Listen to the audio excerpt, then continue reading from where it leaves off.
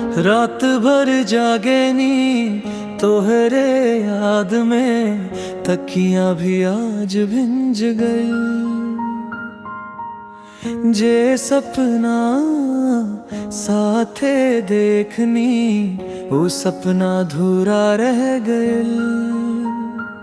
दिलवारों वे चुपके चुपके नाम तोहार लेके, तू खुश रहस कहीं भी हम जी बस दर्द सह के।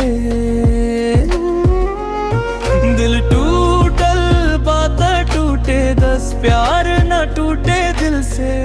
आजो तोहरे खातिर दुआ निकले लाए दिल से। जे रास्ता पर साथे चलनी आजू है सुनसान बा, तोरे बिना ही जिंदगी सूख ले गो मैदान बा।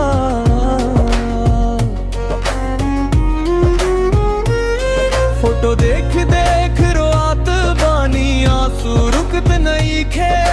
तोहरा बिना अब सांस भी ठीक से चलत नहीं खे।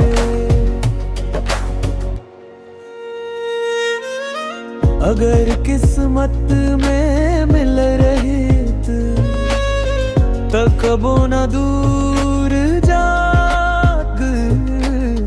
रब्बा का है प्यार दे लेस, जब साथ ना निभवात।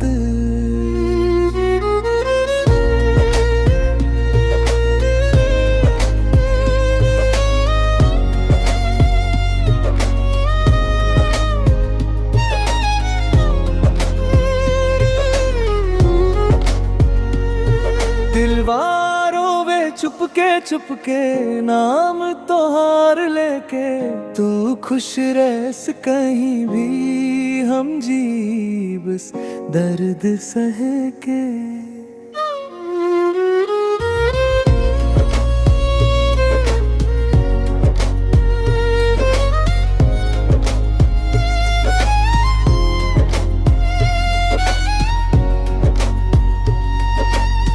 एक दिन याद आई हमरो, जब अकेले बैठ बस।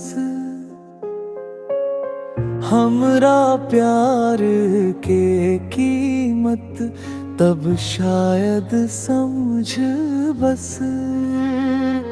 हम तो अभियों चाहत बानी दिल से हर पल तोहरा, बाकी अब ना कहब कुछ, खुश रहस बस तू जहां। टूटल दिल के आवाज किसी के सुनाई ना देला, सच्चा प्यार हार जाला बाकिर कभी मरला।